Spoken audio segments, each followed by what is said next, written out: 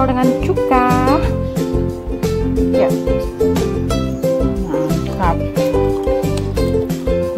Masih kenyal ya. Sahabat Tujuh ini membuat makanan jadi kenyal ya, pempek jadi kenyal, putih, dan itu alami ya, tanpa bahan pengenyal sedikit.